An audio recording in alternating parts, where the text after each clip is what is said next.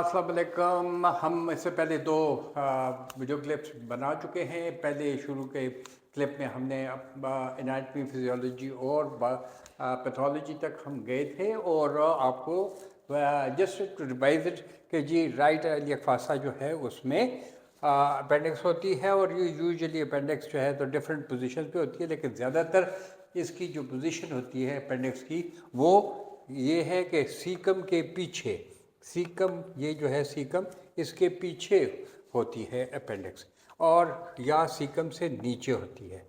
लेकिन कभी कभार ये एबनॉर्मल पोजीशन में भी चल, जिसकी वजह से एबनॉर्मल पोजीशन की वजह से जाने की वजह से ये इसकी डायग्नोसिस जो है तो ज़रा मुश्किल हो जाती है। तो बहरहाल हमने ये बता दिया था कि जी अपेंडिक्स के सूजने की वजह से अपेंडिसाइटिस हो जाता है और चूँकि इसकी पोजीशनें मुख्तलिफ जगह पे होती है, लिहाजा मरीज़ को हो सकता है कि राइट एलिक फासा पेन टिपिकल तरीके से ना हो रहा हो। ये चीज़ एक बताने की बड़ी ज़रूरत थी। आज मैं आपको ये भी मैंने बताया था आपको कि जी पेन जो है वो यहाँ से शुरू होता है और वो फाड़ भी होती है, डिस्पेप्सिया भी होता है और ये फिर शिफ्ट होकर राइट एलिक फासा में चले जाए। और ये भी इसलिए बताया था मैंने आपको कि राइट एलिक फासा में एक तो वो अपेंडिक्स बड़ी हो जाती है तो वो सोजन की वजह से और उसको फ्लैगमा कहते हैं, और एक और दूसरी चीज़ ये कि वहाँ पर यहाँ पर जो पैराइटल पेरिटोनियम का लिफाफा है, ये लिफाफा जो है इसको अपेंडिक्स अगर टच करे तो भी दर्द होता है। तो अब हम आते हैं आज कि जी मरीज़ की डायग्नोसिस यानी तशख़ीस कैसे करेंगे। दो हिस्से होते हैं।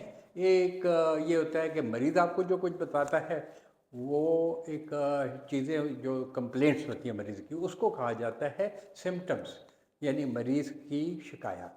और दूसरी होती है जो आप मरीज़ को हाथ पाथ लगाकर और टेस्ट करके या देखते हैं तो क्लिनिकल एग्जामिनेशन करके उसको कहते हैं साइंस। तो ये सिम्टम्स हैं, ये साइंस है। मरीज़ आता है आपके पास, आपको कहता है कि जी मुझे, अगर डिपेंड करता है कि जी किस वक्त मरीज़ आए। मसलन उसको दर्द अगर सुबह शुरू हुआ है तो वो शाम तक आए या शाम के बाद आए तो उसके हालात कुछ और होंगे, और अगर दिन को दोपहर को आ जाए तो उसके हालात कुछ और होंगे। तरतीब कुछ इस तरह होती है कि शुरू में मरीज़ जो है उसको यहाँ भी इतना ज़्यादा दर्द नहीं होता, महसूस होता है थोड़ा बहुत दर्द फाड़, लेकिन उसी वक्त सबसे पहली चीज़ शुरू हो जाती है, उसको कहते हैं एनोरेक्सिया, उसकी भूख मर जाती है। और भूख क्यों मरती है ये मैं आपको यहाँ बताना चाहता हूँ। अब देखें यहाँ पर ये हम अपेंडिक्स है और हमसाए जो हैं इसके आंते हैं और ये स्टमक है, ये सारा पूरा एक घराना है।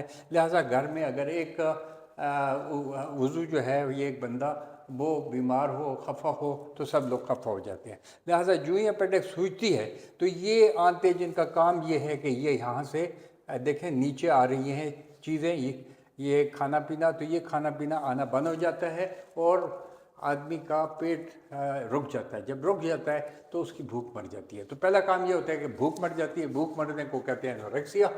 उसके बाद दूसरा ये है कि उसको महसूस होता है कि शायद उसका पेट भारी है, क्योंकि आप देखें तो यहाँ पर हालात जो है ना वो मैदा रुक गया हुआ है और हालात ऐसे हैं कि आगे खाना नहीं चल रहा। लिहाजा उसको उफाड़ महसूस होता है, हो सकता है कि उसको डकार भी आए, बर्चिंग भी हो सकता है कि उसको थोड़ा बहुत दिल भी मैला हो और कभी कभार उसको वॉमिटिंग तक यानी उल्टी तक आ जाती है। अगली बात ये होती है कि जी कुछ देर ये मामला रहता है, घंटा 2 3 4 मुख्तलिफ, और उसके बाद जब अपेंडिक्स सूजती है वो मैंने आपको यहाँ बतानी है।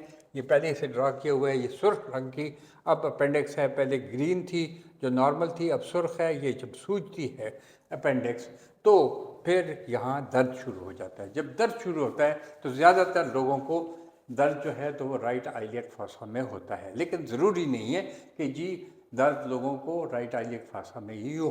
क्यों कि अपेंडिक्स की जो पोजीशनें हैं, जिस तरह यहाँ आकर मैंने आपको ये बताया था कि ये पोजीशन नीचे आए तो ये दर्द जो है तो पेट पीछे चला जाता है, यानी कमर और यहाँ पर जो जो एनस है उस रीजन उसके गिर्द भी हो सकता है। लेकिन अगर ये आइलियम के सामने है जो यूजुअली होती है प्री आइलियल, तो उसमें राइट आइलियक फासा में दर्द ज़्यादा होता है। कभी कभार अपेंडिक्स पीछे जाती हुई ऊपर जाकर सूज जाती है, उस वक़्त भी दर्द जो है तो वो इस जगह पे होता है बजाय इसके ज़्यादा के। तो मरीज़ दर्द को अपनी जगह में मुतय्यन नहीं कर सकता, लेकिन कुछ टाइम गुजरने के बाद फिर ये दर्द मुतय्यन होकर इस राइट आइलियक फासा में आ जाता है। राइट आइलियक फासा पेन ही सबसे इम्पॉर्टेंट चीज़ है, और वो मैंने यहाँ पर आपको ये बता दिया है। यहाँ पर राइट आइलियक फासा पेन ये जो है सबसे ज़रूरी चीज़ है। लिहाजा अगर किसी बंदे को राइट आइलियक फासा पेन हो और उसकी हिस्ट्री ये हो कि सेंट्रल एब्डोमेन से शिफ्ट होकर राइट आइलियक फासा पे आया है, तो अगर वो मर्द है पर्टिकुलरली, और अगर वो उसको ये ऊपर वाले साइन भी हो रहे हैं, ये अलामात हो रही हैं, तो हमें समझ जाना चाहिए कि यार ये हो सकता है अपेंडिक्स हो। इसको ज़रूरी बात है कि इसकी तशख़ीस करना लाजमी है, और तशख़ीस करके मुख्तलिफ़ तरीक़ों से हम आगे बढ़ेंगे। लिहाजा दिमाग में ये बात आ जाती है कि यार ये अपेंडिक्स मुमकिन है हो। दूसरी बात यह है कि लोगों को बुखार को इतना ज़्यादा नहीं होता, माइल्ड फीवर होता है, लो ग्रेड फीवर, इसे कहते हैं low grade fever. Low grade fever होता है और ये माइल्ड बुखार होता है। लिहाजा ये तीन चीज़ें में अगर आप देखी जाए तो ये सबसे ऊपर वाली चीज़ को हम ये इतना अगर लेते हैं, और राइट आइलियक फासा पेन को इतना लेते हैं, और ये बाकी बुखार को इतना लेते हैं, तो ये तीन चीज़ें आ गई। यहाँ पर आ गया ये पेट वाली उफाड़ या डिस्पेप्सिया और पेन, और यहाँ पर नीचे आ गया ये राइट आइलियक फासा पेन, और यहाँ पर ये हमने दे दिया माइल्ड फीवर।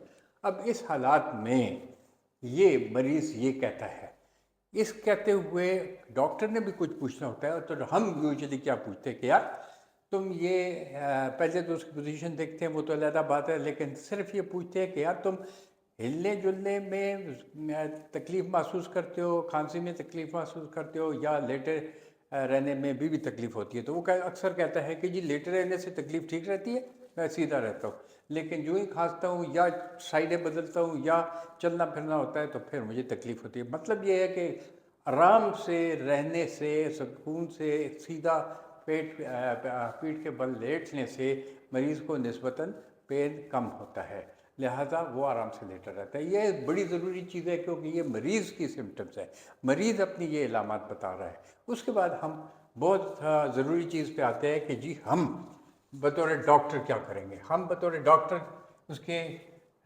मुआयना जब शुरू करते हैं तो सबसे पहले हम मुआयना जो है तो वो ज़ुबान से करते हैं। ज़ुबान जो है उसको देखते हैं, उसके मुंह के करीब अपना मुंह लाते हैं और ज़ुबान देखते हैं। तो जब हम ज़ुबान को देखते हैं तो उसे कहते हैं मुंह खोलो।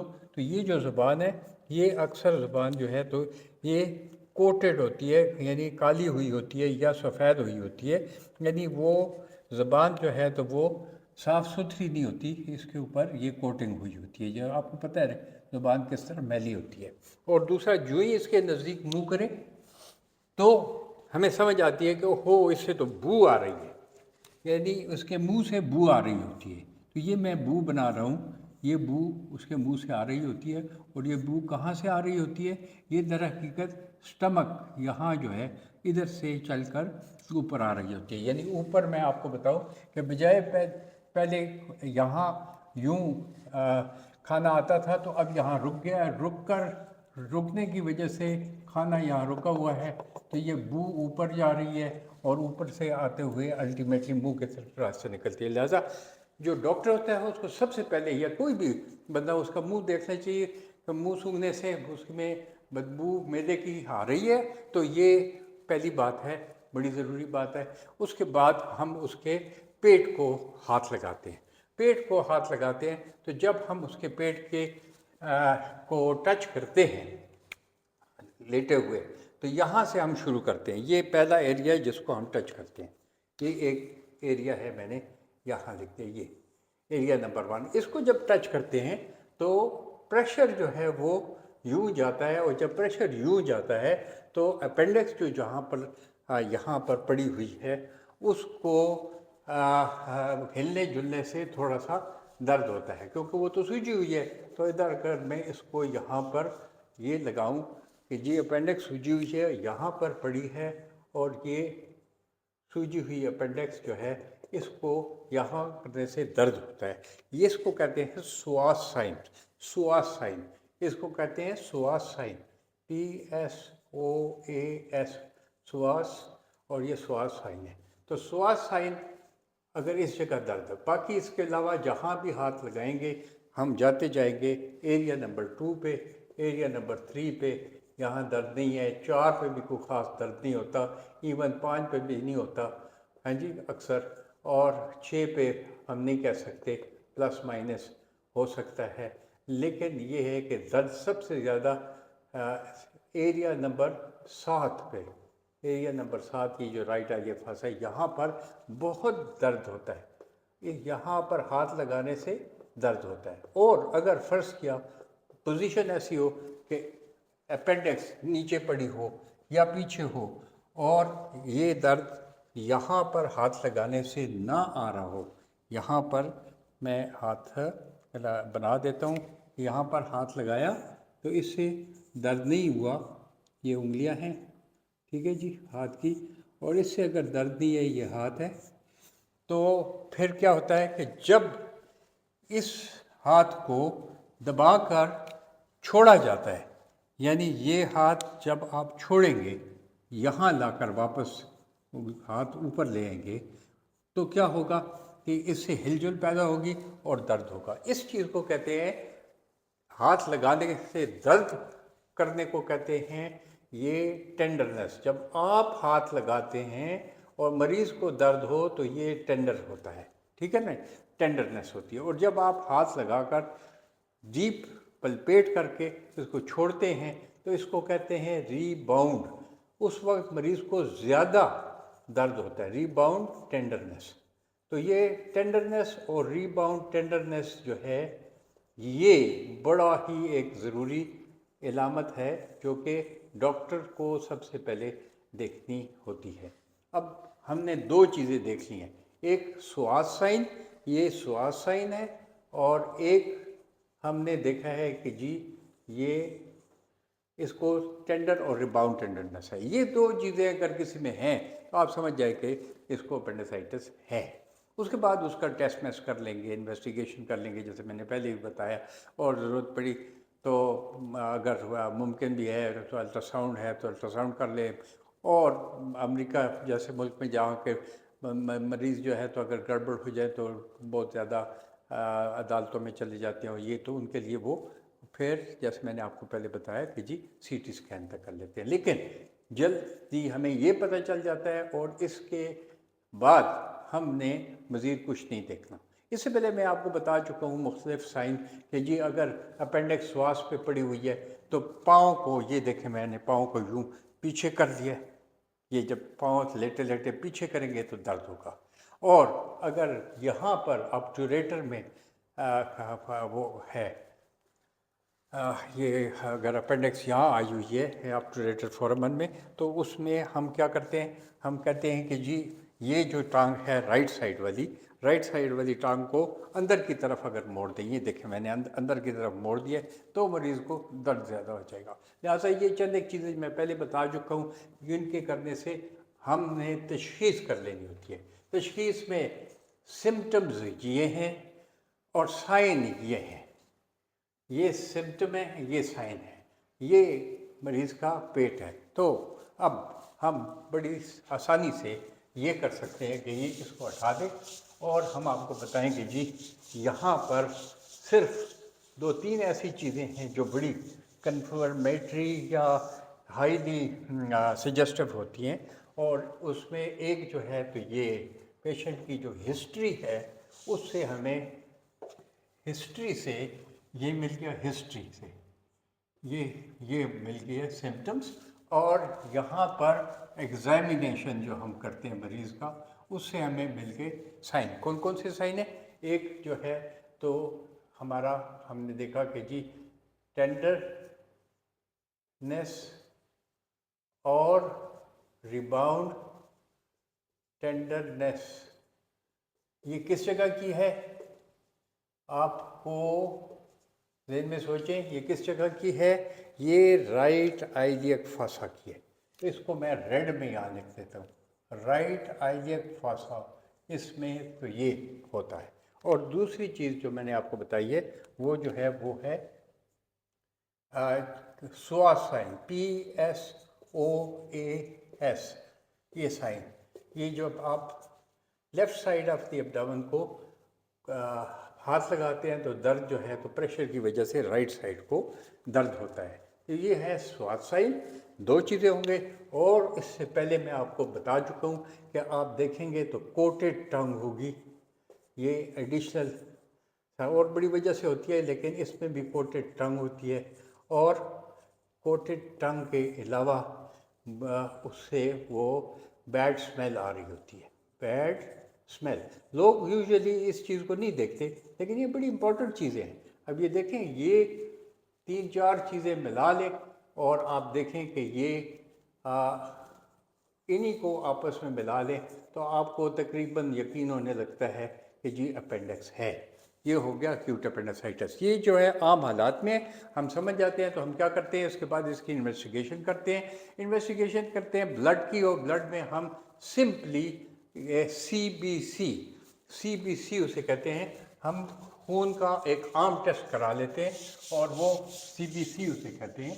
तो ये CBC जो है, ये मैं यहाँ लिख देता हूँ कि इन्वेस्टिगेशन क्या करेंगे। सिंपल जो ज़रूरी इन्वेस्टिगेशन है खून की, जिसे लैब्स भी कहते हैं, ये इस चीज़ को कहते हैं लैब्स, हाँ जी, लेबॉर्ट्री के टेस्ट। तो लैब्स में हम CBC करते हैं। इसमें हम देखते हैं कि क्या वाइट ब्लड सेल काउंट जो है वो नॉर्मल है या हाई है। अपेंडिक्स में यूजुअली हाई होता है ये, लेकिन नॉर्मल भी हो सकता है। ठीक है जी। तो अगर ये भी हाई है तो ये उसको सपोर्ट करता है और साइन और सिम्टम को, और इस तरीके से एक्यूट अपेंडिसाइटिस डायग्नोज हो जाती है। अगले क्लिप में हम आपको बताएंगे कि अगर ये डायग्नोज हो गई तो उसे करना क्या है। करना क्या है, सिंपली अपेंडिसेक्टमी करनी होती है। मरीज़ को समझाना होता है, मरीज़ के रिश्तेदारों को कहना होता है, और हम खुद तैयारी करने लगते हैं और हम कहते हैं जी इसकी अपेंडिक्स का ऑपरेशन हो जाए। या आपका डॉक्टर दूर है अस्पताल से तो उसको अस्पताल भिजवा देता है, खाना पीना बंद करवा देता है। बस ये बड़ी ज़रूरी चीज़ है कि खाना पीना बंद कर दे, ड्रिप लगा दे और उसको भिजवा दे ऐसी जगह जहाँ इसका ऑपरेशन हो जाए। अपेंडिक्स का ऑपरेशन यूजुअली सारी अच्छी अस्पतालों में बिल्कुल इसके कोई ऐसी ज़्यादा कॉम्प्लिकेशन नहीं होती। हाँ, अगर मरीज़ जो है तो उसकी तशख़ीस पर वक्त न हो सके तो मरीज़ कॉम्प्लिकेशन में चला जाता है। तो कॉम्प्लिकेशन ऑफ अपेंडिसाइटिस आज नहीं करते, इंशाल्लाह वो अगली क्लिप में करेंगे और वो हम आपको बताएंगे कि जी अगर ये ठीक ठाक तरीके से 24 घंटे के अंदर मरीज़ आ जाता है आपके पास और ये आपको मरीज़ इस तरह मिल जाता है तो आप अपेंडिसेक्टमी करके और दिन 2-3 में वो फारग होकर और मामूलात करने लग पड़ता है। Thank you.